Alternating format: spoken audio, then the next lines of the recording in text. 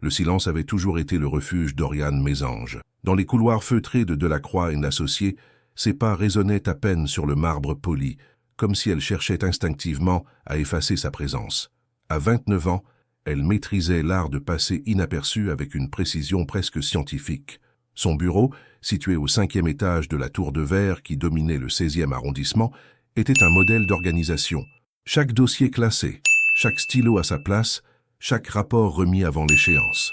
Ses collègues la surnommaient « la fantôme », non par méchanceté, mais parce qu'ils oubliaient régulièrement son existence. Ce matin-là, comme tous les autres, Oriane arriva à 8 heures précises.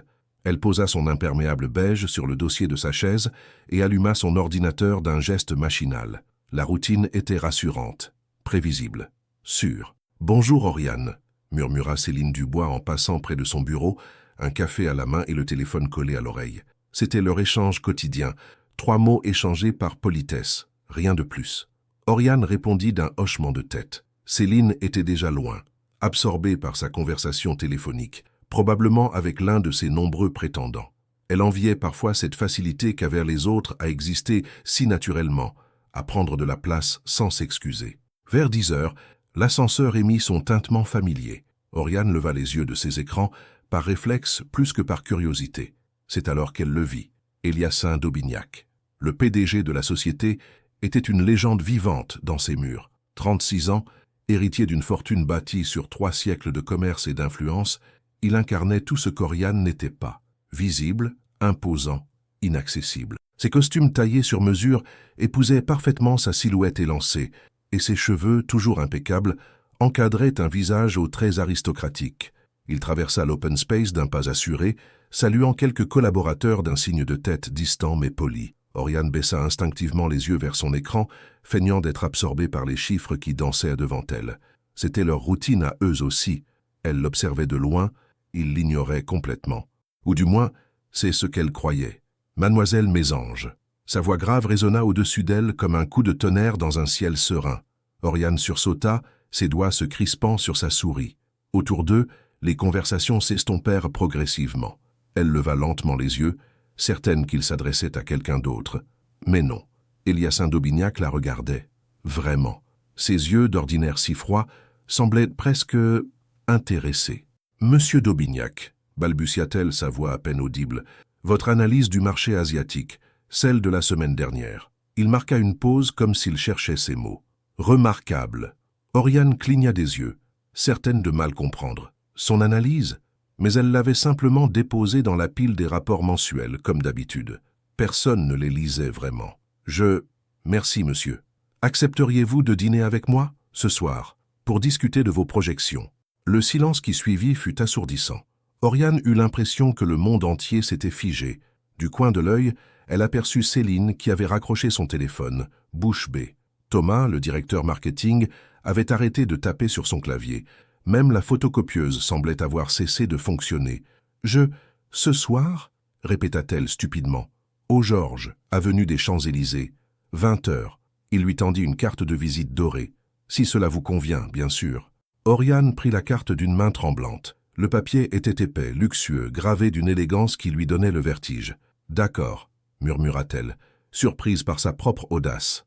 Eliassin esquissa quelque chose qui ressemblait à un sourire, une expression si rare sur son visage qu'elle se demanda si elle ne l'avait pas imaginé. « Parfait.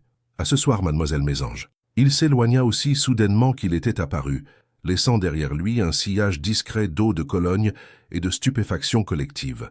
Oriane resta immobile, la carte de visite entre les doigts, incapable de croire ce qui venait de se passer. « Tu plaisantes ?» souffla Céline en surgissant près de son bureau. « Eliassin d'Aubignac vient de t'inviter à dîner. Toi ?» Le « toi » résonna comme une gifle. Oriane sentit ses joues s'empourprer. « C'est professionnel », se défendit-elle faiblement. « Professionnel » ricana Thomas en s'approchant à son tour. Au Georges, l'un des restaurants les plus romantiques de Paris, d'autres collègues commencèrent à se rassembler autour de son bureau, comme des mouches attirées par le miel. Oriane eut soudain l'impression d'étouffer. Elle qui avait passé sa vie à éviter l'attention se retrouvait sous les projecteurs, exposée, vulnérable. « Qu'est-ce qu'il peut bien te trouver ?» murmura Amélie, une assistante de direction connue pour sa langue acérée. La question flotta dans l'air, cruelle dans sa simplicité. Qu'est-ce qu'un homme comme Eliassin d'Aubignac pouvait bien trouver à une femme comme elle? Oriane se le demandait elle-même. Le reste de la journée passa dans un brouillard. Impossible de se concentrer sur quoi que ce soit. Chaque regard de ses collègues pesait sur elle comme une accusation muette. Certains souriaient avec une curiosité mal dissimulée. D'autres affichaient une jalousie palpable. À 18 heures, Oriane quitta le bureau dans un état proche de la panique. Elle avait 2 heures pour se transformer en femme digne de dîner avec un milliardaire. 2 heures pour devenir quelqu'un d'autre. Dans le métro qui la ramenait vers son petit appartement du 11e arrondissement, elle observa son reflet dans la vitre sombre. Cheveux tirés en chignon strict, tailleur gris anthracite, chaussures plates pratiques. Rien d'extraordinaire, rien qui justifie l'intérêt d'un homme comme lui. Pourtant, il l'avait regardé, vraiment regardé. Et pour la première fois de sa vie, Oriane se demanda ce qu'il avait vu. Ce soir, elle allait peut-être enfin le découvrir. L'appartement d'Oriane respirait la même discrétion qu'elle. 40 mètres carrés sous les toits, meublés avec un goût sûr mais économe. Des livres partout, rangés avec soin sur des étagères de bois blanc. Quelques plantes vertes près de la fenêtre, qui donnaient sur une cour pavée. Rien d'ostentatoire, rien qui crie. Elle posa son sac sur le canapé beige et se dirigea vers sa chambre, le cœur battant encore de l'incroyable événement de la journée. Devant son armoire ouverte, elle contempla ses vêtements avec un désespoir grandissant. Tailleurs sobres, chemisiers unis, robes simples. Rien qui convienne pour dîner au Georges avec un milliardaire. Son téléphone vibra. Un message de Céline. « Alors, tu portes quoi ce soir? Toute la boîte en parle ?» Oriane éteignit l'appareil sans répondre. Elle n'avait pas besoin qu'on lui rappelle l'ampleur du défi qui l'attendait. Au fond de sa penderie, derrière une rangée de vestes grises, elle déniche une robe noire qu'elle avait achetée des années plus tôt pour l'enterrement de sa grand-mère. Simple, élégante, presque oubliée. Elle la sortit et l'examina à la lumière. Le tissu était de bonne qualité, la coupe intemporelle. Peut-être, 1 heure plus tard, Oriane ne se reconnaissait plus dans le miroir de sa salle de bain. Elle avait défait son chignon, laissant ses cheveux onduler naturellement sur ses épaules. Un peu de mascara soulignait ses yeux, qu'elle découvrait plus expressifs qu'elle ne l'avait jamais imaginé. La robe noire épousait ses formes avec une grâce inattendue, révélant une silhouette qu'elle avait passé sa vie à dissimuler. « Tu es ridicule », murmura-t-elle à son reflet. « Il va se rendre compte de son erreur dès qu'il te verra. » Mais quelque chose dans ses yeux avait changé. Une lueur nouvelle, fragile comme une flamme de bougie, mais bien réelle. À 19h45, elle descendit du taxi devant le Georges. L'avenue des Champs-Élysées scintillait sous les lumières du soir, et le restaurant dressait sa façade art déco comme un temple dédié au raffinement. Oriane hésita sur le trottoir, soudain consciente du gouffre qui la séparait de ce monde. « Mademoiselle Mésange ?» Elle se retourna. Eliassin d'Aubignac se tenait près de l'entrée, méconnaissable lui aussi. Plus de costume strict. Il portait une veste de cachemire bleu marine sur une chemise blanche ouverte au col, et son habituelle froideur avait laissé place à quelque chose de plus doux, de plus accessible. « Vous êtes différente », dit-il en s'approchant. « J'espère que ce n'est pas déplacé. Je ne suis pas habitué à... Vous êtes parfaite », la coupa-t-il avec une simplicité qui la fit rougir. Il lui offrit son bras et l'accompagna vers l'entrée. Le maître d'hôtel les accueillit avec la déférence réservée aux clients d'exception, les guidant vers une table isolée, près des baies vitrées, qui offrait une vue imprenable sur l'Arc de Triomphe illuminé. « J'avoue que je suis surprise », dit Oriane une fois qu'ils furent installés. « Pourquoi moi ?» Eliassin commanda une bouteille de Sancerre sans consulter la carte, geste d'homme habitué au luxe. Puis il la regarda avec une intensité qui la troubla. « Vous voulez la vérité ?» Elle hocha la tête, même si elle n'était pas sûre d'être prête à l'entendre. « Cela fait des mois que je vous observe. Votre façon de travailler, votre précision, votre silence. » Il marqua une pause. « Dans mon monde, tout le monde parle fort. Tout le monde veut être vu. Vous vous contentez d'être excellente. Je ne suis pas excellente. Je suis juste là. C'est exactement ce que je veux dire. » Il se pencha légèrement vers elle. « Savez-vous combien de personnes savent simplement être présentes, vraiment présentes, sans chercher à éblouir ou à manipuler ?» Le serveur apporta le vin. Eliassin le goûta d'un geste expert, puis remplit leur verre. Oriane but une gorgée, sentant l'alcool réchauffer sa poitrine et délier légèrement sa langue. « Votre analyse du marché asiatique, » reprit-il. « Vous avez identifié une faille que mes consultants à 2000 € la journée ont ratée. Comment? J'ai juste... Regardez les chiffres autrement. Pendant que tout le monde se concentrait sur les tendances générales, j'ai analysé les micro-variations, les détails que personne ne remarque. Exactement. Ses yeux brillaient maintenant d'un éclat qu'elle ne lui connaissait pas. Vous voyez l'invisible. Ils commandèrent leur plat. Elle opta pour le saumon, lui pour le bœuf, et la conversation glissa vers des sujets plus personnels. Oriane découvrit qu'Eliassin collectionnait les éditions anciennes, qu'il parlait 4 langues, qu'il avait étudié à Oxford et à la Sorbonne. Mais surtout, elle découvrit ses silences, les moments où son masque de PDG impeccable glissait pour révéler quelque chose de plus vulnérable. « Et vous ?» demanda-t-il soudain. « Qu'est-ce qui vous passionne en dehors des analyses financières ?»« Les livres, la photographie aussi, même si je ne suis qu'amateur. Quel genre de photos? Des détails, des choses que les gens ne voient pas.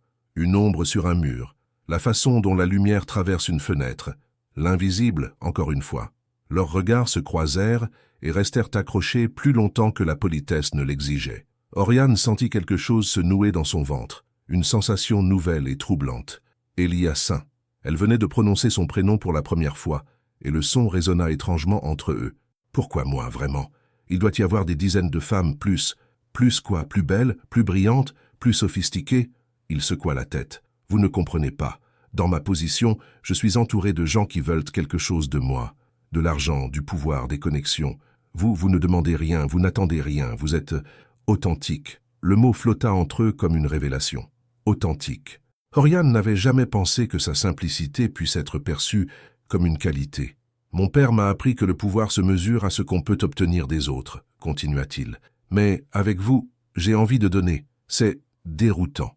La soirée se prolongea bien au-delà du dessert. Ils parlèrent de tout et de rien, découvrant des affinités inattendues. Eliassin racontait ses voyages d'affaires avec un cynisme amusé. Elle décrivait ses balades solitaires dans Paris avec une poésie qu'elle ne se connaissait pas.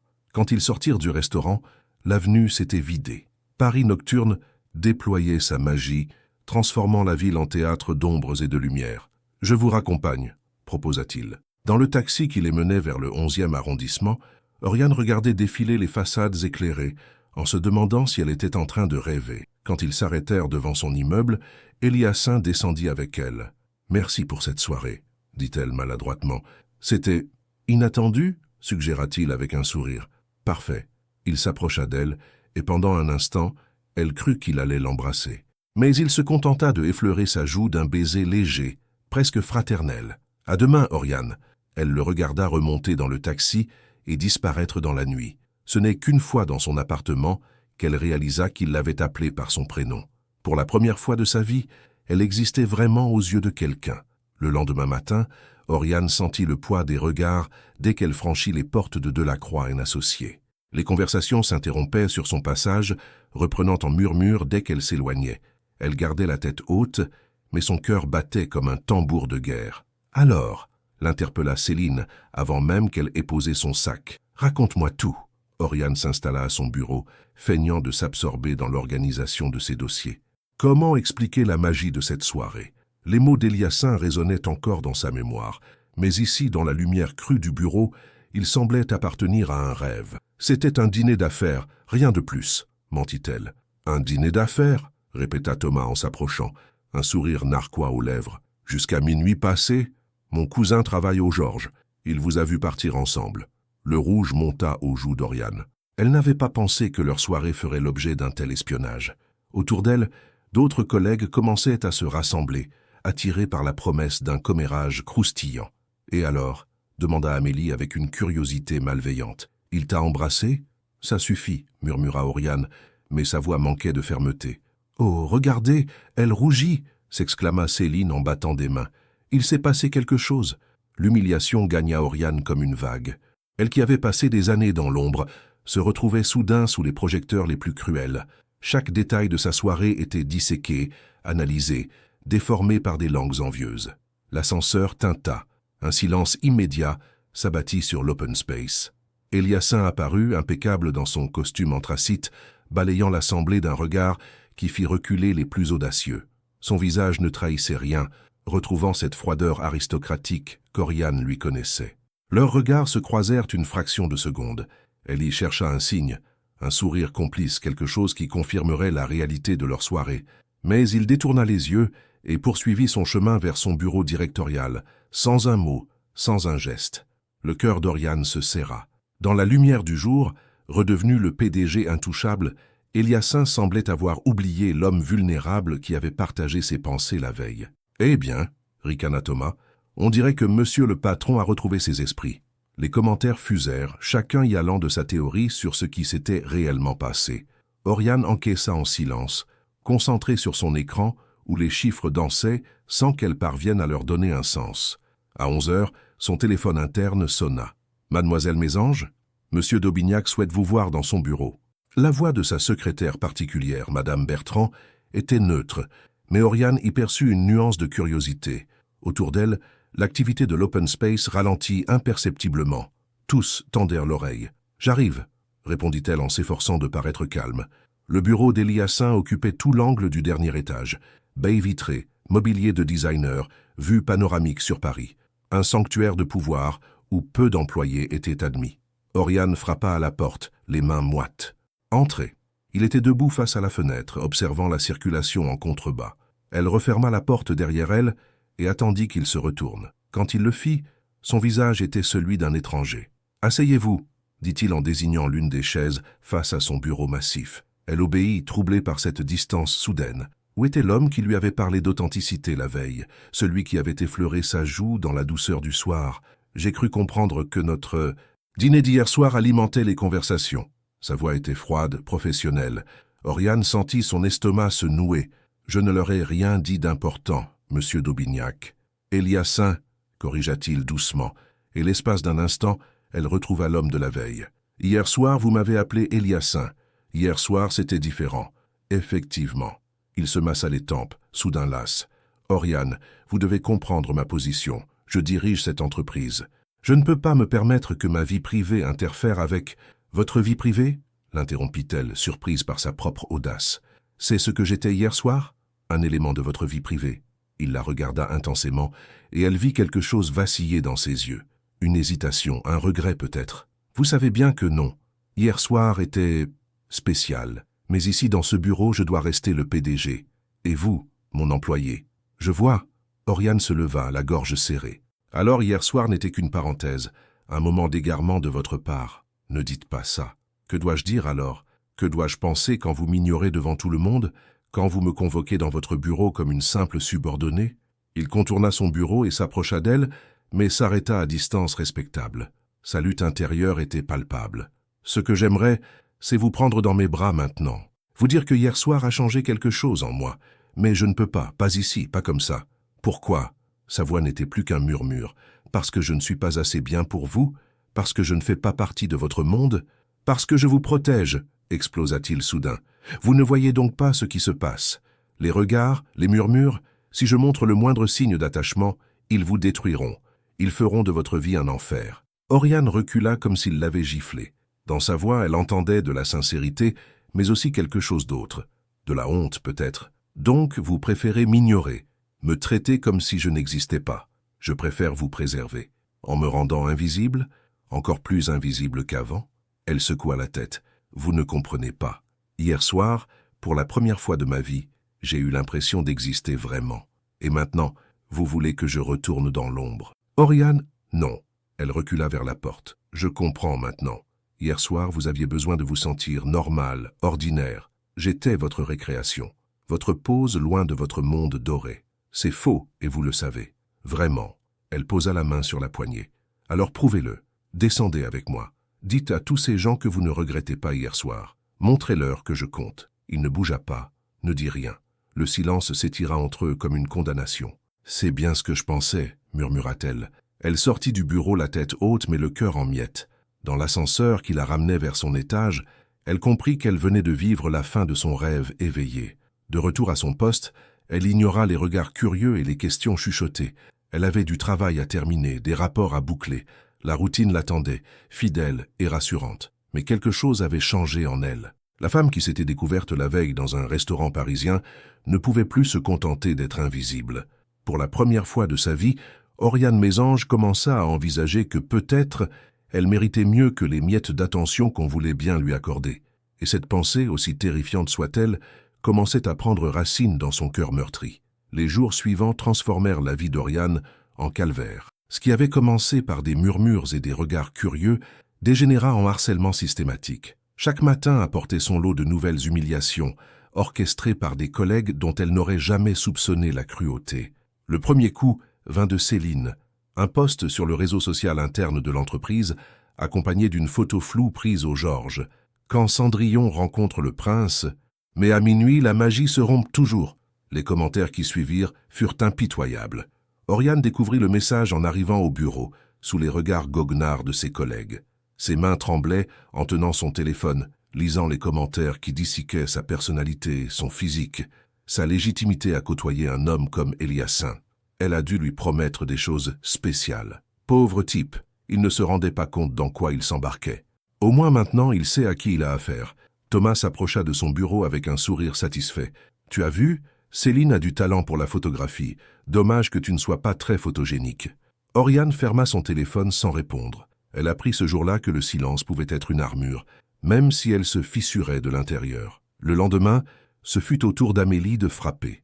Un faux mail envoyé depuis une adresse parodiant celle d'Oriane, proposant ses services spéciaux au cadre dirigeant de l'entreprise. Le message circula dans tous les départements avant qu'elle puisse réagir. Madame Bertrand, la secrétaire d'Eliassin, la convoqua pour clarifier la situation. L'entretien fut humiliant.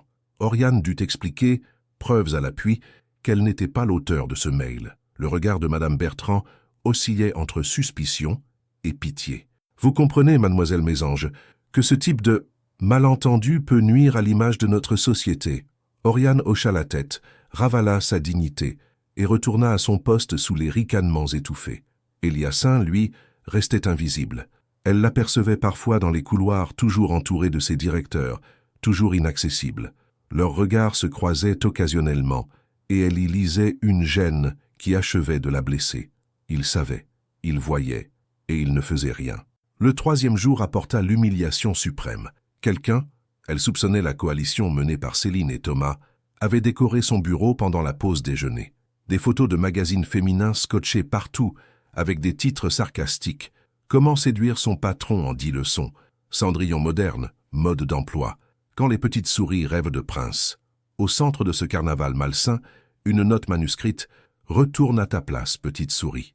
Les châteaux ne sont pas faits pour toi. » Cette fois, Oriane ne put retenir ses larmes. Elles coulèrent en silence tandis qu'elle arrachait une à une les images collées sur son écran, ses dossiers, sa chaise. Autour d'elle, l'open space avait retrouvé un calme inhabituel. Ses collègues observèrent le spectacle avec un mélange de satisfaction et de malaise. « Ça suffit. » La voix claqua comme un fouet dans le silence. Oriane leva les yeux, surprise. Margot Rousseau, une comptable de 50 ans qu'elle connaissait à peine, se tenait près de son bureau, les mains sur les hanches et le visage fermé. « Vous ne trouvez pas que vous exagérez ?»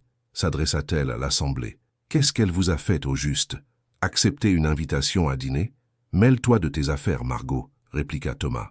Personne ne t'a demandé ton avis. Justement, je le donne quand même. » Margot s'avança vers lui, et malgré sa petite taille, elle dégageait une autorité impressionnante. « J'ai 30 ans d'ancienneté dans cette boîte. J'ai vu passer des dizaines de petits coqs comme toi qui se croyaient tout permis.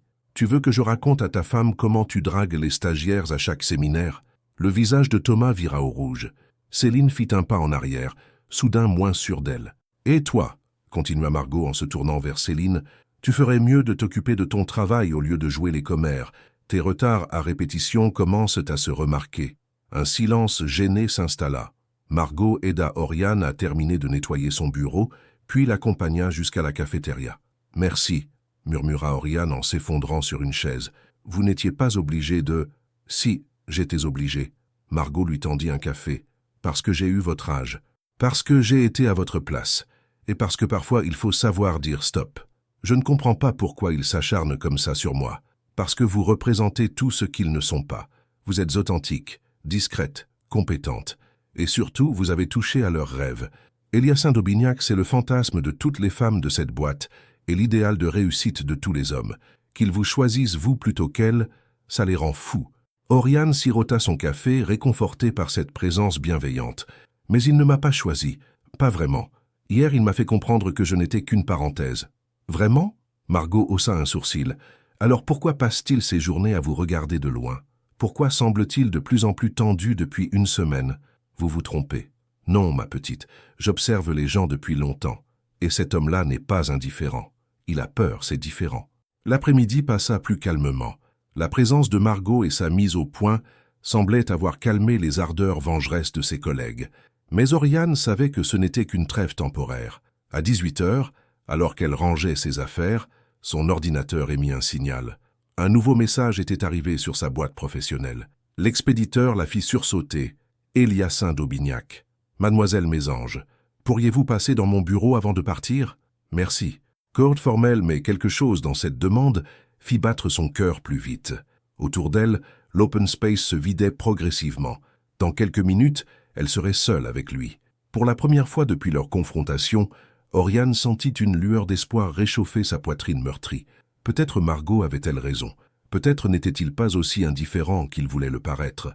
Elle vérifia son reflet dans l'écran éteint de son ordinateur, lissa sa jupe et se dirigea vers les ascenseurs. Au dernier étage, Madame Bertrand était déjà partie. Les bureaux directoriaux baignaient dans la lumière dorée du couchant. Oriane frappa à la porte d'Eliassin, le cœur battant, sans savoir si elle allait vers une nouvelle humiliation ou vers l'espoir de renouer le fil brisé de leur histoire naissante. Entrez. La voix d'Eliassin semblait différente, moins assurée qu'à l'ordinaire. Oriane poussa la porte et découvrit un homme qu'elle ne reconnaissait pas. Il était debout près de son bureau, sans veste, les manches retroussées, les cheveux légèrement ébouriffés, comme s'il s'était passé les mains dedans à plusieurs reprises. « Fermez la porte, s'il vous plaît. » Elle obéit, troublée par l'atmosphère inhabituelle qui régnait dans le bureau. D'ordinaire temple du pouvoir et du contrôle, la pièce semblait avoir perdu de sa solennité. Des dossiers étaient éparpillés sur le bureau. Une tasse de café refroidie abandonnée près du téléphone. « Asseyez-vous », dit-il en désignant le canapé en cuir près de la fenêtre, plutôt que les chaises formelles face à son bureau. Oriane s'installa prudemment, les mains croisées sur ses genoux. Il prit place dans le fauteuil adjacent, suffisamment proche pour qu'elle perçoive son trouble, suffisamment loin pour respecter les convenances. « Je sais ce qui se passe », commença-t-il sans préambule. « Les messages, les photos, les humiliations, je sais tout. Et le mot sortit plus sèchement qu'elle ne l'aurait voulu. Et je n'arrive plus à dormir. » Il se pencha vers elle, les coudes sur les genoux. « Depuis une semaine, je vous regarde subir tout ça et je ne fais rien. Je me déteste pour ça. » Oriane sentit quelque chose se resserrer dans sa poitrine. Dans sa voix, elle entendait une souffrance qui faisait écho à la sienne. « Alors pourquoi ne faites-vous rien? »« Parce que je suis un lâche. » Il eut un rire amer. « Voilà la vérité. Le grand Eliassin d'Aubignac, héritier d'un empire financier, a peur de ce que diront les autres. Pathétique, n'est-ce pas? Eliassin. Non, laissez-moi finir. » Il se leva et se dirigea vers la fenêtre, observant Paris qui s'illuminait dans la nuit tombante. « Toute ma vie, on m'a appris que l'image était plus importante que les sentiments, que l'apparence primait sur la vérité. Mon père dirigeait cette entreprise avec une poigne de fer, et il m'a transmis ces règles.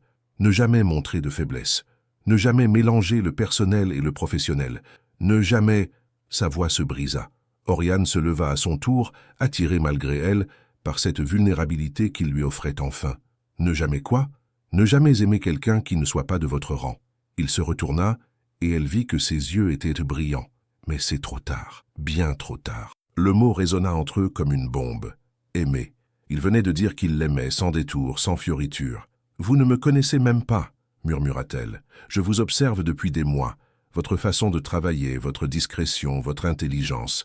Et ce soir-là, ô Georges, j'ai découvert votre âme. Votre vérité. » Il s'approcha d'elle, lentement. « Vous m'avez montré qu'on pouvait être authentique dans un monde de masques. Alors pourquoi m'avoir abandonné? Parce que j'ai paniqué, parce que du jour au lendemain, vous représentiez tout ce que je n'avais jamais osé vouloir. Et ça me terrifiait. » Oriane sentit les larmes monter. Toute la colère et la blessure de la semaine écoulée se mélangèrent en un cocktail explosif. « Savez-vous ce que j'ai vécu? Les humiliations, les moqueries, les regards de pitié? Savez-vous ce que c'est de découvrir qu'on peut vous détester pour avoir simplement existé aux yeux de quelqu'un? Je sais, et je m'en veux terriblement. Vous vous en voulez? » Elle eut un rire sans joie. « C'est censé me consoler. Pendant que vous vous morfondez dans votre tour d'ivoire, moi, je subis les conséquences de votre lâcheté. » Il encaissa sans broncher. Dans ses yeux, elle lisait une acceptation douloureuse. « Vous avez raison, complètement raison. Je vous ai trahi de la pire façon possible. Je vous ai donné de l'espoir, puis je vous ai laissé tomber. » « Exactement. Les larmes coulaient maintenant librement sur ses joues. Vous savez quoi? Avant cette soirée au Georges, j'étais invisible, mais j'étais en paix. Maintenant, je suis visible, et je déteste ça. Je déteste ce que vous avez fait de moi. Oriane. Non! Elle recula quand il tendit la main vers elle. Vous ne comprenez pas. Vous m'avez fait goûter à quelque chose que je n'aurais jamais dû connaître. L'impression d'être désiré, respecté, aimé. Et maintenant, vous me demandez de renoncer à tout ça pour protéger votre réputation? Le silence qui suivit fut lourd de non-dits. Eliassin la regardait comme si elle venait de lui asséner un coup fatal. « Que voulez-vous que je fasse » demanda-t-il finalement. « Dites-le-moi, et je le ferai. Je veux que vous choisissiez. » Sa voix était redevenue ferme, déterminée. « Soit vous assumez ce que vous ressentez, soit vous me laissez partir dignement. Mais cette situation bancale, cette comédie, je n'en veux plus. Et si je choisis de vous assumer?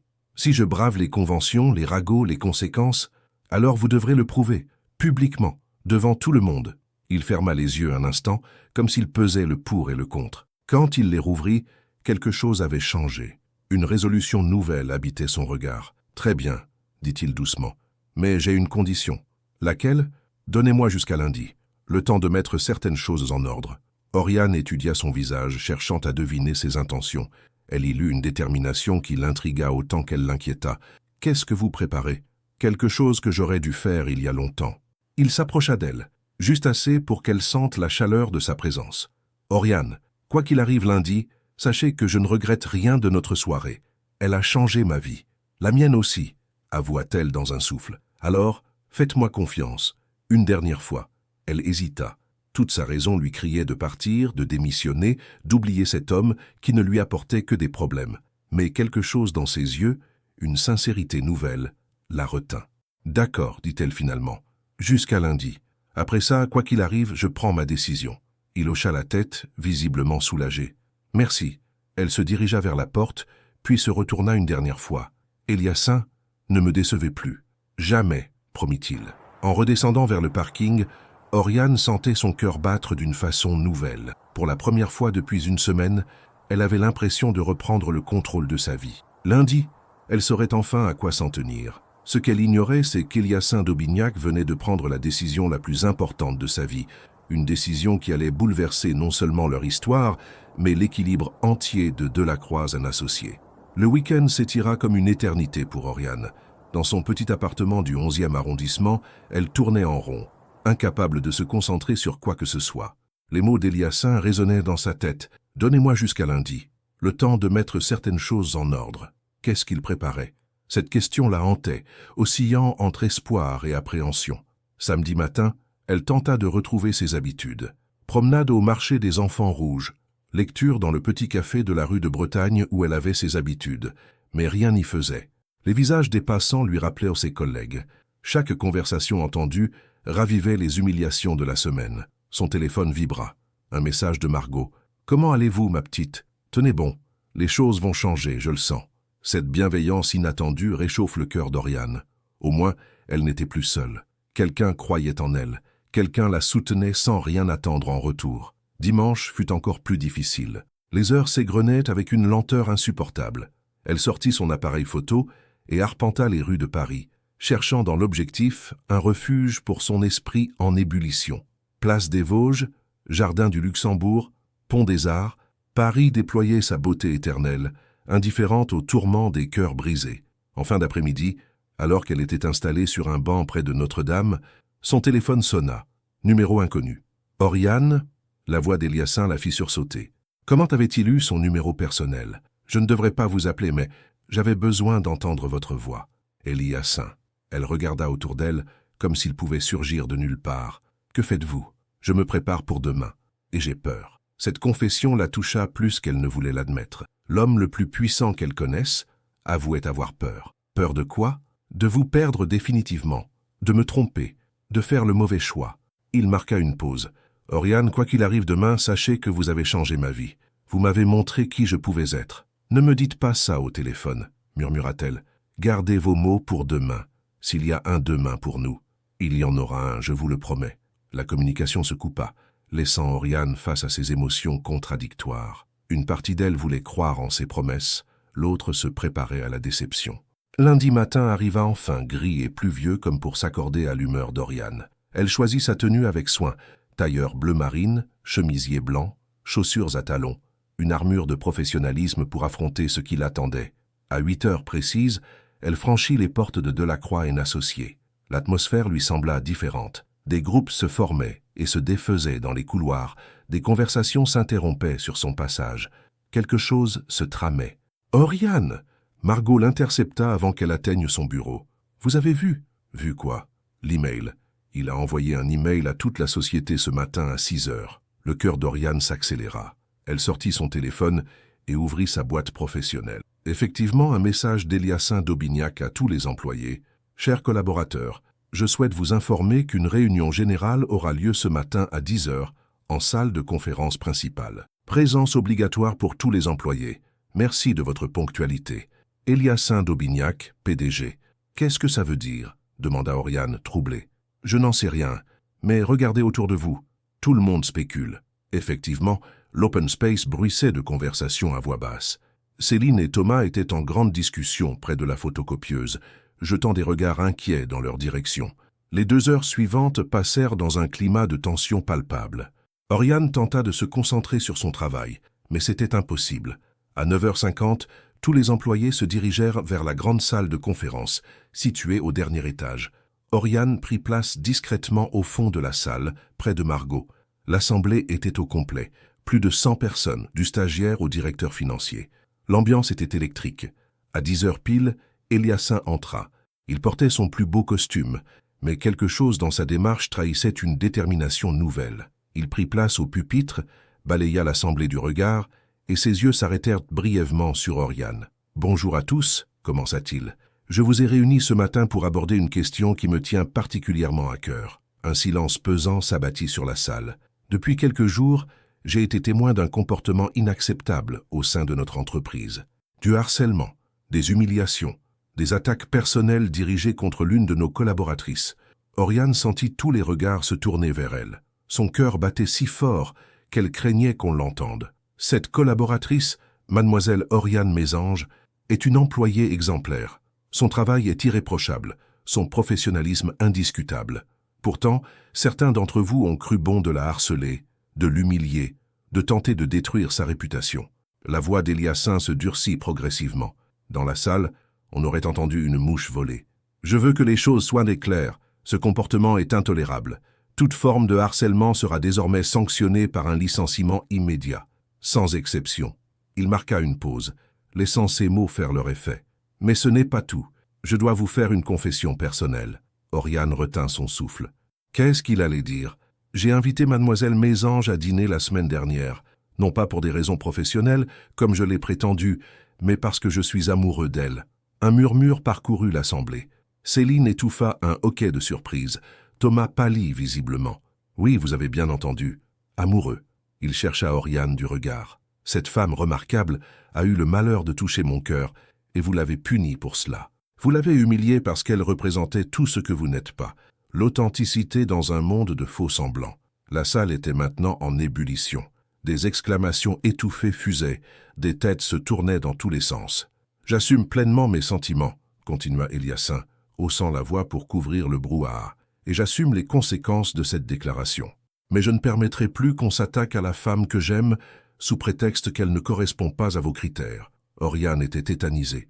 Il venait de déclarer publiquement qu'il l'aimait devant toute l'entreprise. Il avait tenu sa promesse de la façon la plus spectaculaire qui soit. Maintenant, conclut-il, ceux qui ont participé à ce harcèlement savent ce qu'il leur reste à faire. Ma porte est ouverte pour les démissions. Pour les autres, j'attends de vous le respect et la courtoisie que mérite chaque membre de cette équipe. Il quitta le pupitre sous un silence stupéfait. En passant près d'Oriane, il s'arrêta et lui tendit la main. « Mademoiselle Mésange, puis-je vous raccompagner ?» Tous les regards étaient braqués sur elle. C'était le moment de vérité, le moment de choisir entre la sécurité de l'ombre et le courage de la lumière. Lentement, Oriane se leva et prit la main qu'il lui tendait. La main d'Oriane dans celle d'Eliassin provoqua un électrochoc dans la salle de conférence. Ils sortirent ensemble sous les regards médusés de 100 employés, laissant derrière eux un silence qui en disait long sur l'ampleur du bouleversement qui venait de se produire. Dans l'ascenseur qui les menait vers le bureau directorial, Oriane tremblait encore, L'adrénaline de ce moment surréaliste commençait à retomber, laissant place à une multitude d'émotions contradictoires. « Vous êtes complètement fou », murmura-t-elle sans le regarder. « Probablement, admit-il. Mais vous m'aviez demandé de choisir. J'ai choisi. » Les portes s'ouvrirent sur le dernier étage. Madame Bertrand les attendait, le visage impassible, mais les yeux brillants d'une curiosité mal contenue. Elle tendit plusieurs feuilles à Eliassin sans un mot. « Qu'est-ce que c'est » demanda Oriane. « Les premières démissions » répondit-il en parcourant les documents. Thomas Durand, Céline Dubois, Amélie Martel, ils n'ont pas perdu de temps. Oriane sentit un mélange de satisfaction et de culpabilité l'envahir. Ces gens perdaient à leur emploi à cause d'elle, même s'ils l'avaient bien cherché. « Je me sens responsable », avoua-t-elle. « Non. » Eliasine posa les papiers et se tourna vers elle. « Ils sont responsables de leurs actes. Personne ne les a forcés à vous harceler. » Dans son bureau, l'atmosphère était étrange. Ils étaient enfin seuls. Mais le poids de ce qui venait de se passer pesait entre eux. Eliassin s'approcha de la baie vitrée, observant Paris qui s'étalait en contrebas. « Savez-vous ce que vous venez de faire » demanda Oriane. « Vous avez mis votre carrière en danger, votre réputation. »« Ma réputation !» Il eut un sourire amer. « Vous voulez dire celle qui m'imposait de rester seul et froid pour le reste de ma vie? Celle qui m'interdisait d'aimer? Votre père. Mon père est mort depuis 5 ans. Il est temps que j'arrête de vivre selon ses règles. » Il se retourna vers elle. « Oriane, depuis que je vous connais, je découvre que la vie peut être autre chose qu'une succession d'obligations sociales. Vous m'avez montré l'authenticité. Aujourd'hui, je vous montre ma vérité. » Elle s'approcha de lui lentement, encore incrédule devant le courage qu'il avait manifesté. « Et si cela se retourne contre vous? Si les actionnaires, le conseil d'administration, alors j'assumerai. Pour la première fois de ma vie, j'assume mes choix personnels plutôt que de me plier aux attentes des autres. » Il tendit la main vers elle, effleura sa joue, avec une tendresse qui la fit frissonner. « J'ai une confession à vous faire, » dit-il doucement. « Ce n'est pas la première fois que je vous remarque. Cela fait des mois que je vous observe, que je guette vos arrivées le matin, que je lis vos rapports en premier. Vous étiez devenu mon secret, ma fascination silencieuse. Pourquoi ne m'avez-vous jamais rien dit? Parce que je ne pensais pas en être digne. Vous représentiez tout ce que je n'étais pas, simple, vrai, désintéressé. Comment un homme comme moi pouvait-il espérer toucher quelqu'un comme vous? » Oriane sentit les larmes monter. Dans ces mots, elle reconnaissait ses propres peurs, ses propres doutes. « Et maintenant » murmura-t-elle. « Maintenant, je veux apprendre à être l'homme que vous méritez. Pas le PDG, pas l'héritier, pas le symbole de réussite. Juste, moi. » Il l'attira doucement vers lui, et pour la première fois, elle ne résista pas. Quand leurs lèvres se rencontrèrent, ce fut avec une douceur qui effaça toutes les blessures de la semaine écoulée. Ce baiser avait le goût de la vérité, de l'espoir, des nouveaux commencements. Un coup discret à la porte les fit se séparer. Madame Bertrand apparut, l'air légèrement embarrassé. « Excusez-moi, monsieur, mais monsieur Delacroix souhaite vous voir. » Immédiatement, Pierre Delacroix, le président du conseil d'administration, l'homme qui avait le pouvoir de faire ou défaire une carrière d'un simple claquement de doigts. Eliassin pâlit légèrement, mais sa mâchoire se crispa avec détermination. « Dites-lui que j'arrive. » Madame Bertrand disparut. Eliassin se tourna vers Oriane, qui avait retrouvé toute son inquiétude. « Il va vous licencier, n'est-ce pas? »« Peut-être, probablement. » Il haussa les épaules avec une désinvolture qu'elle savait feinte. « Cela vaut-il la peine de se battre, Oriane? Nous valons-nous la peine de prendre ce risque ?» Elle le regarda longuement, cet homme qui venait de tout sacrifier pour elle. Il attendait sa réponse, vulnérable malgré ses efforts pour paraître détaché. « Oui, » dit-elle finalement, « nous valons la peine de nous battre. » Le sourire qui illumina son visage lui confirma qu'elle avait donné la bonne réponse. « Alors nous nous battrons. » Il déposa un baiser léger sur son front. « Quoi qu'il arrive là-haut, sachez que je ne regrette rien. » Cette déclaration était la chose la plus vraie que j'ai jamais faite. « Eliassin, retournez à votre bureau. Laissez-moi gérer cette conversation. Nous nous retrouvons ce soir? Où? Chez moi. Il est temps que vous découvriez qui je suis vraiment quand je ne joue plus de rôle. » Il sortit du bureau d'un pas décidé, laissant Oriane seule avec ses pensées. Par la baie vitrée, elle observa Paris qui continuait de vivre, indifférent aux révolutions qui se jouaient dans cette tour de verre. En redescendant vers son étage, elle croisa plusieurs collègues qui la regardèrent avec un mélange de respect et de curiosité, plus de moquerie, plus de mépris. La déclaration d'Eliassin avait changé la donne. À son bureau l'attendait un petit bouquet de fleurs avec un mot de Margot. « Bravo, ma petite, vous avez trouvé votre courage. » Oriane sourit pour la première fois depuis longtemps. Oui, elle avait trouvé son courage, et surtout, Elle avait trouvé un homme prêt à affronter le monde entier pour elle. Restait à savoir si le monde était prêt à les accepter. Dans les étages supérieurs, une conversation cruciale allait déterminer leur avenir. Oriane ferma les yeux et forma un vœu silencieux. Que l'amour soit plus fort que les conventions, que la vérité triomphe des apparences. Pour la première fois de sa vie, elle avait quelque chose qui valait la peine de se battre. Le bureau de Pierre Delacroix occupait tout un étage de la tour voisine, celle qui abritait le siège social du groupe. 70 ans, cheveux blancs impeccables, regard d'acier derrière des lunettes cerclées d'or, il incarnait l'establishment financier français dans ce qu'il avait de plus traditionnel et impitoyable. Eliassin entra sans frapper, comme il en avait l'habitude depuis l'enfance. Delacroix avait été l'associé de son père, son mentor, presque un second parent, mais aujourd'hui, l'homme qui l'accueillit était celui qui détenait le pouvoir de détruire sa carrière. « Assieds-toi, Eliassin. » La voix était glaciale, dépourvue de la chaleur paternelle habituelle. Eliassin prit place dans l'un des fauteuils en cuir face au bureau monumental. Delacroix ne releva pas immédiatement les yeux de ses documents, tactique d'intimidation classique qu'Eliassin connaissait bien. « Alors ?» finit par dire le vieil homme. « Tu as perdu la tête ? J'ai retrouvé mon cœur. Ne joue pas avec les mots, gamin. » Delacroix jeta ses lunettes sur le bureau. « Tu viens de faire un scandale public, de déclarer tes sentiments pour une employée quelconque, de foutre en l'air la réputation de l'entreprise. Tu appelles ça retrouver ton cœur. J'appelle ça assumer qui je suis, qui tu es. » Delacroix se leva, contourna son bureau. « Tu es Eliassin d'Aubignac, héritier d'un empire bâti sur 3 siècles de tradition. Tu représentes une lignée, des valeurs, une excellence. Et tu veux tout sacrifier pour une petite comptable ? Analyste financière, corrigea calmement Eliassin, et excellente de surcroît. Je me fous de ses compétences, explosa Delacroix. Tu as des obligations, des responsabilités, les actionnaires, les clients, les partenaires. Qu'est-ce qu'ils vont penser en apprenant que leur PDG s'affiche avec la première venue ? Ils penseront que j'ai fait le choix de l'authenticité plutôt que de l'hypocrisie. Delacroix s'arrêta devant lui, le toisant de toute sa hauteur. L'authenticité ? Tu veux parler de cette pantomime romantique ? Eliassin, tu as 40 ans bientôt. Il est temps de grandir. J'ai 36 ans. Et c'est justement parce que je grandis que je refuse de continuer à jouer un rôle. Un rôle ? Le vieil homme eut un rire méprisant. Ton père a joué ce rôle toute sa vie. Moi aussi. Et nous avons bâti un empire. Un empire au prix de quoi ? Papa est mort seul, amer, incapable d'aimer ou d'être aimé. C'est ça que vous voulez pour moi ? Le silence qui suivit fut lourd de non-dits. Delacroix retourna derrière son bureau, soudain vieilli. Ton père était un grand homme. Mon père était un homme brisé qui cachait sa solitude derrière le pouvoir. Et toi, tu préfères briser l'entreprise pour une passade. Ce n'est pas une passade. Eliassin se leva à son tour, faisant face au patriarche.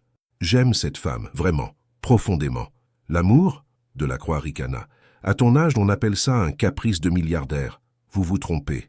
Oriane m'a montré que je pouvais être quelqu'un d'autre que le fantôme de mon père. Oriane ? Le prénom sonnait comme une insulte dans la bouche du vieil homme. Tu connais même son prénom. Combien de temps cette liaison dure-t-elle ? Peu importe.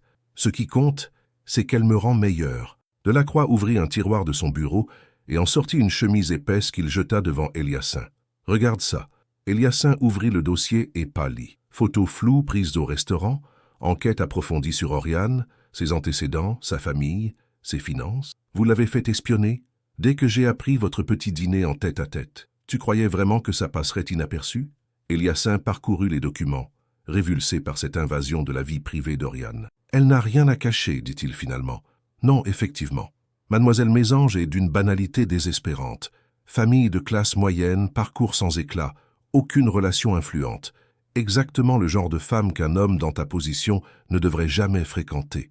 Exactement le genre de femme que j'ai toujours rêvé de rencontrer. » Eliassin, la voix de Delacroix se fit paternelle, manipulatrice.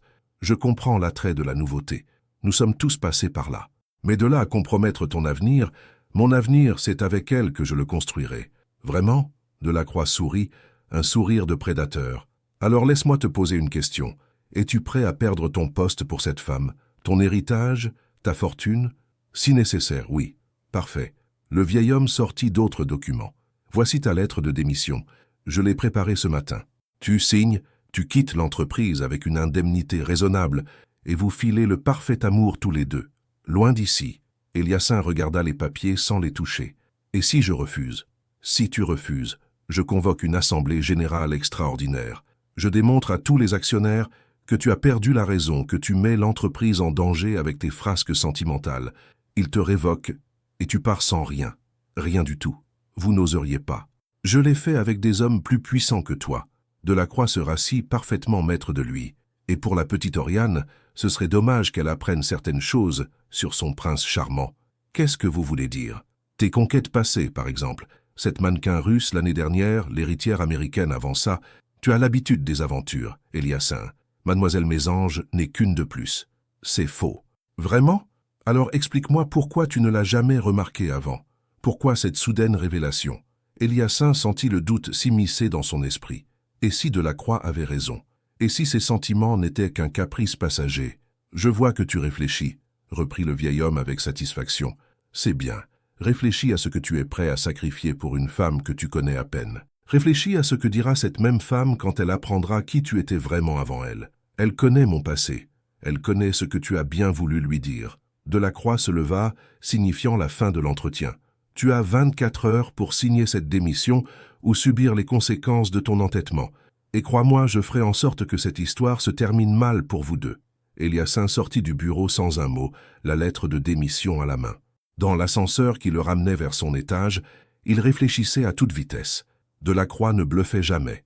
S'il allait jusqu'au bout de ses menaces, ce serait la guerre ouverte. Une guerre qu'il n'était pas sûr de pouvoir gagner. Mais en pensant au sourire d'Oriane, à sa main dans la sienne ce matin, à la promesse qu'ils s'étaient faite de se battre ensemble, il sut qu'il n'avait pas le choix. Il allait devoir jouer le tout pour le tout, quitte à tout perdre. Eliassin rentra chez lui ce soir-là, avec le poids du monde sur les épaules. Son appartement du 7e arrondissement, avec ses hauts plafonds et ses meubles anciens, lui sembla soudain froid et vide. Les menaces de Delacroix résonnaient dans sa tête, mêlées aux doutes qu'il avait semés avec une perfide habileté. Il se servit un whisky et s'installa devant les grandes fenêtres qui donnaient sur la Seine. Dans quelques heures, Oriane allait arriver. Il lui avait promis de lui montrer qui il était vraiment, mais comment lui expliquer l'ultimatum qui pesait maintenant sur eux? À 20 heures précises, la sonnette retentit. Quand il ouvrit la porte, Oriane lui offrit un sourire radieux qui lui serra le cœur. Elle portait une robe simple mais élégante. Ses cheveux détachés encadraient son visage lumineux.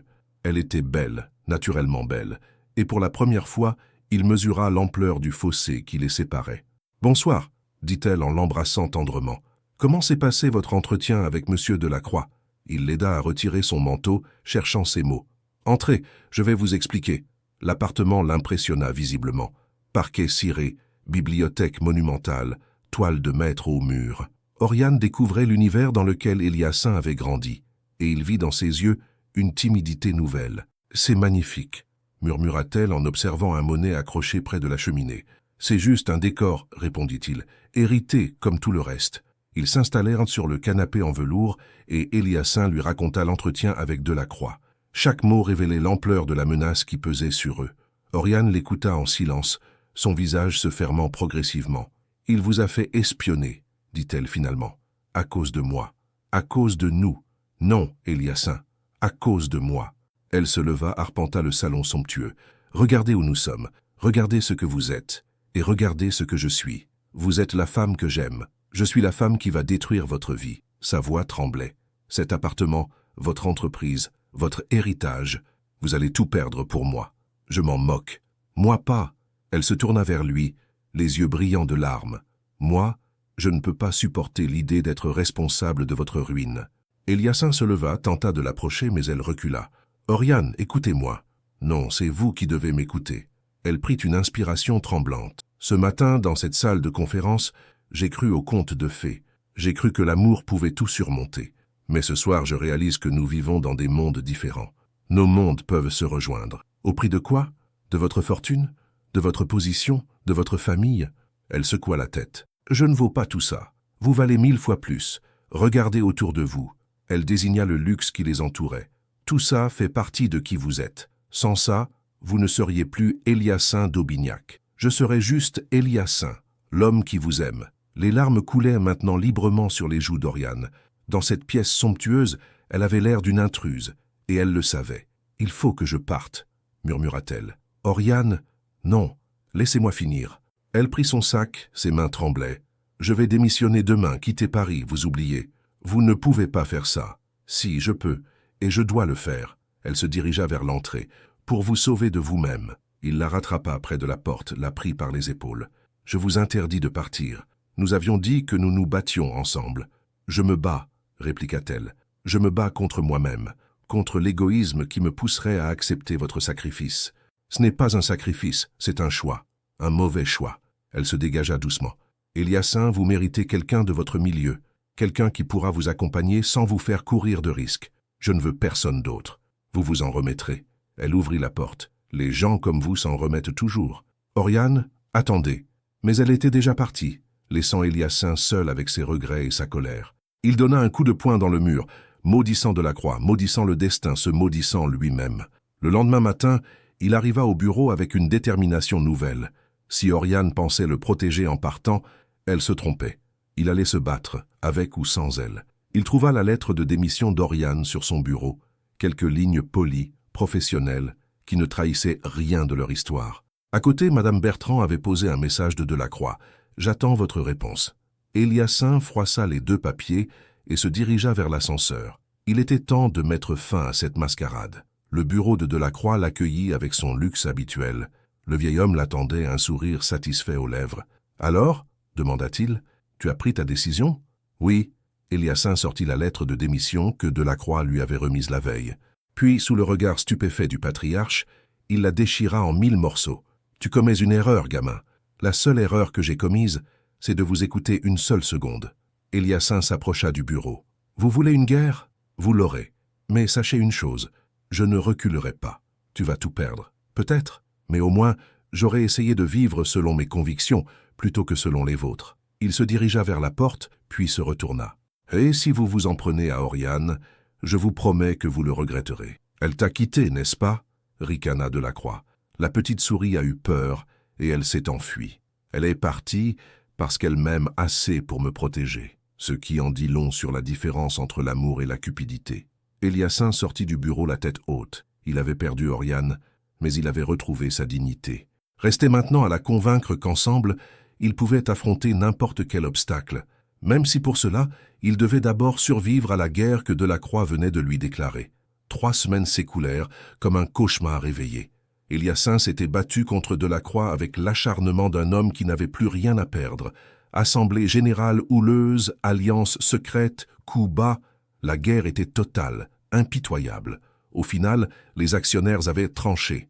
Eliassin d'Aubignac était révoqué de ses fonctions de PDG, contraint de vendre ses parts, rayé de l'empire familial qu'il avait dirigé pendant 10 ans. Delacroix avait gagné, mais sa victoire avait un goût amer. Les journaux financiers relataient l'histoire, et l'opinion publique se montrait majoritairement favorable au PDG qui avait tout sacrifié par amour. Eliassin avait quitté son appartement du 7e pour un modeste studio du 11e arrondissement. Ses meubles anciens avaient été remplacés par quelques affaires personnelles, ses costumes sur mesure, par des vêtements plus simples. Il était redevenu un homme ordinaire, et pour la première fois de sa vie, il se sentait libre. Libre, mais incomplet. Oriane lui manquait comme l'air manque aux noyés.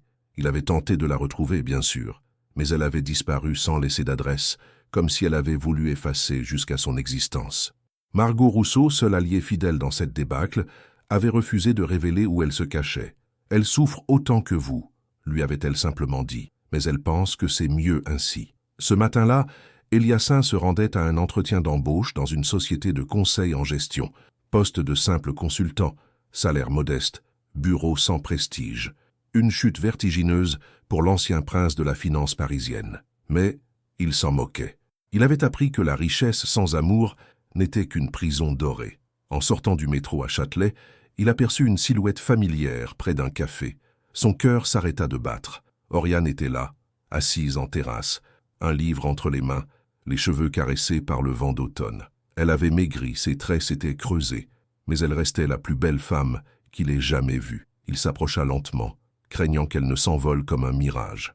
Elle leva les yeux de son livre et le vit. L'émotion qui traversa son visage fut si intense qu'il dut s'appuyer contre un lampadaire. Eliassin, sa voix n'était qu'un murmure, mais elle contenait 3 semaines de manque et de regret. « Bonjour, Oriane. » Il s'assit face à elle sans demander la permission.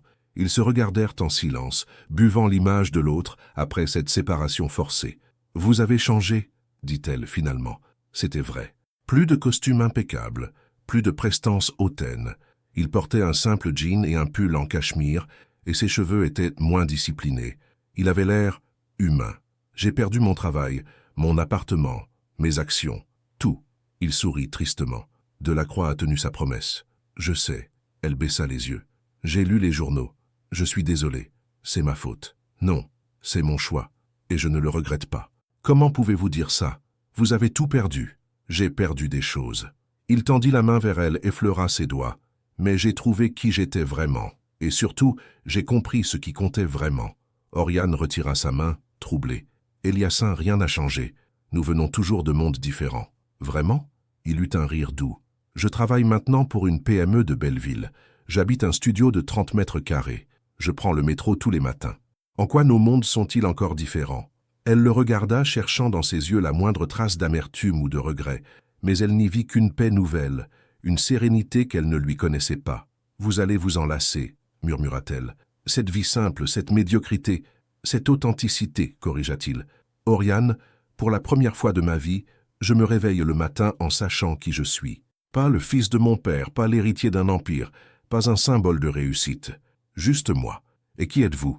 Un homme qui aime une femme, désespérément, complètement, pour toujours. » Les larmes montèrent aux yeux d'Oriane. Dans sa voix, elle entendait une vérité qui balayait tous ses doutes. « J'ai eu si peur, » avoua-t-elle. « Peur de vous faire du mal, peur de ne pas être à la hauteur. Vous êtes tout ce dont j'ai besoin. » Il se leva, contourna la table, s'agenouilla près de sa chaise. « Oriane, je ne peux pas vous offrir un château ou des diamants.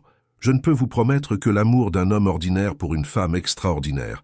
Mais si vous acceptez cela, Eliassin, épousez-moi, dit-il simplement. Épousez-moi, et construisons ensemble une vie vraie, authentique, loin des conventions et des masques. » Autour d'eux, les passants s'arrêtaient, attendris par cette demande en mariage improvisée. Oriane regardait cet homme qui venait de tout sacrifier pour elle, et elle comprit qu'elle avait eu tort de fuir. « Vous êtes sûre ?» demanda-t-elle à travers ses larmes. « Sûre de ne pas regretter un jour? La seule chose que je regrette, c'est ces 3 semaines sans vous. » Elle ferma les yeux, prit une inspiration profonde, puis plongea son regard dans le sien. « Oui, dit-elle, oui, je veux vous épouser. » Il se releva, la prit dans ses bras et l'embrassa sous les applaudissements spontanés des témoins de fortune.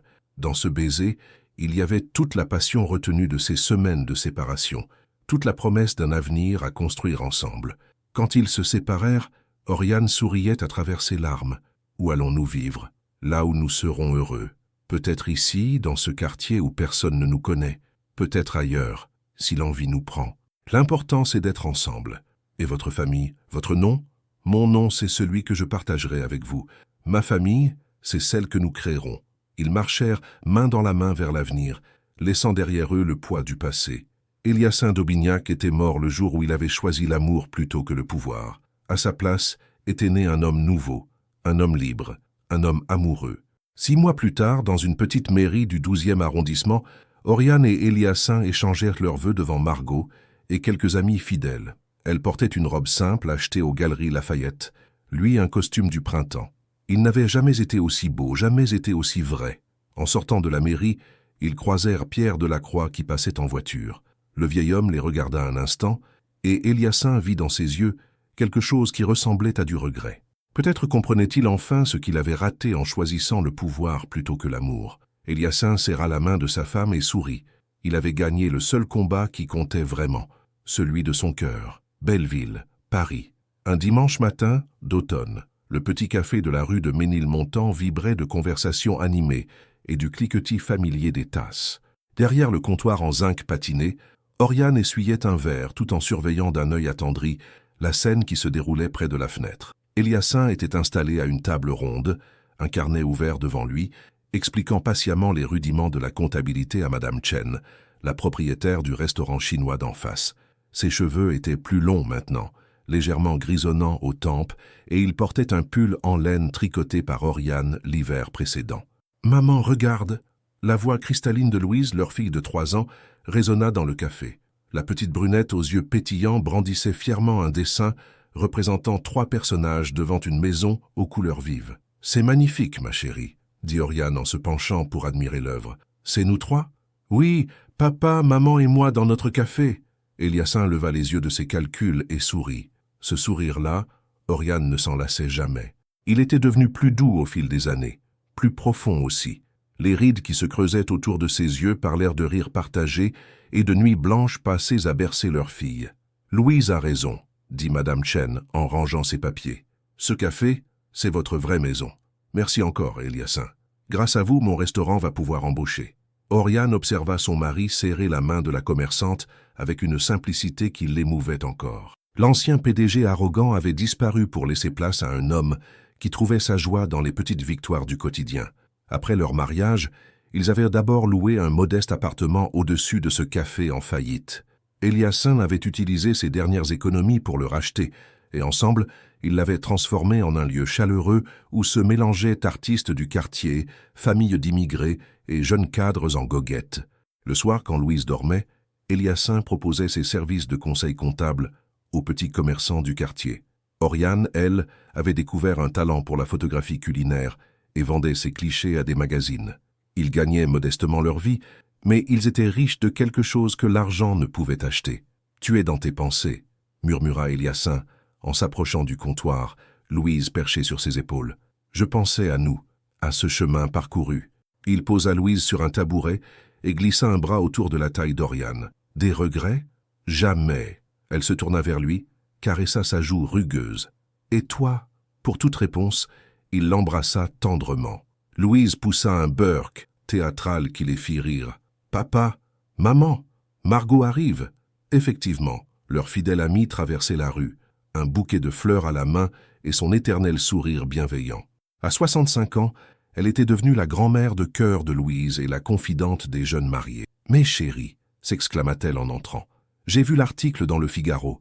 Il parle de votre café comme du symbole d'un nouveau Paris, plus humain. » Oriane rougit légèrement. Depuis quelques mois, leur établissement attirait l'attention des médias, curieux de cette success story atypique. L'ancien héritier millionnaire et son épouse discrète étaient devenus malgré eux les ambassadeurs d'une forme de réussite alternative. « C'est grâce à Eliassin, » dit Oriane. « Il a cette façon d'aider les gens à révéler leur potentiel. Et c'est grâce à toi que j'ai découvert qu'on pouvait être heureux simplement, » répliqua son mari. Margot les observa avec l'œil attendri de celle qui avait assisté à leur renaissance. « Au fait, dit-elle en se penchant vers eux, j'ai eu des nouvelles de l'ancien monde. Pierre Delacroix a fait un malaise cardiaque la semaine dernière.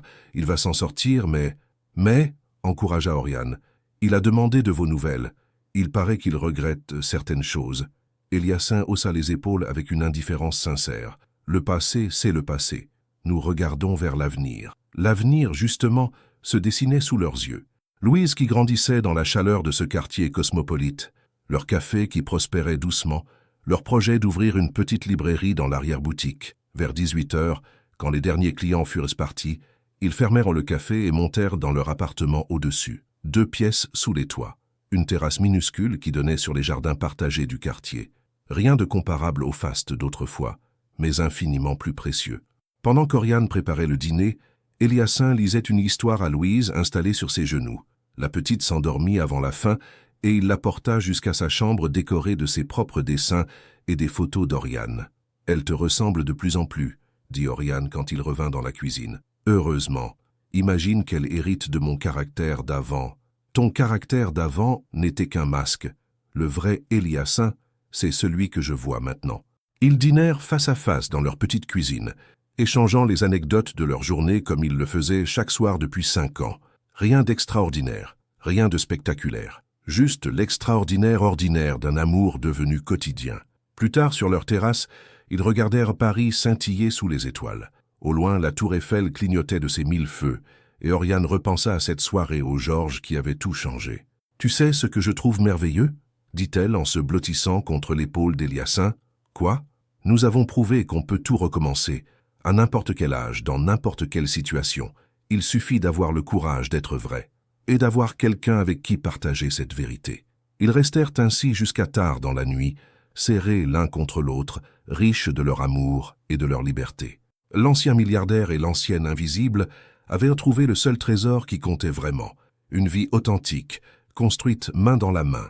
Dans le quartier endormi, leur petite lumière brillait comme un phare pour tous ceux qui, un jour, auraient le courage de choisir l'amour plutôt que les apparences. Et quelque part dans Paris, dans les tours de verre où s'agitaient encore les fantômes du pouvoir, Pierre Delacroix regardait par sa fenêtre en se demandant s'il n'était pas passé à côté de l'essentiel. Mais cette histoire-là appartenait au passé.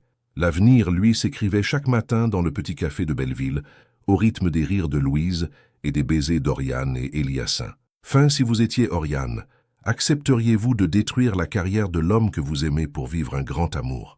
Ou sacrifieriez-vous vos propres sentiments pour le protéger, même en sachant que cela signifierait une vie entière de si? Parfois, l'amour véritable exige les plus grands sacrifices. Mais lequel seriez-vous prêt à faire? Dites-nous, choisiriez-vous l'amour ou la protection? Votre participation à la chaîne est très importante.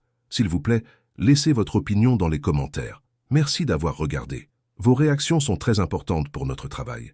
Laissez-nous un commentaire pour nous dire ce que vous pensez et d'où vous regardez. N'oubliez pas de vous abonner à la chaîne et d'activer les notifications pour ne rien manquer. Votre participation est très importante pour la poursuite de notre travail, alors partagez-la avec ceux qui aimeront cette histoire.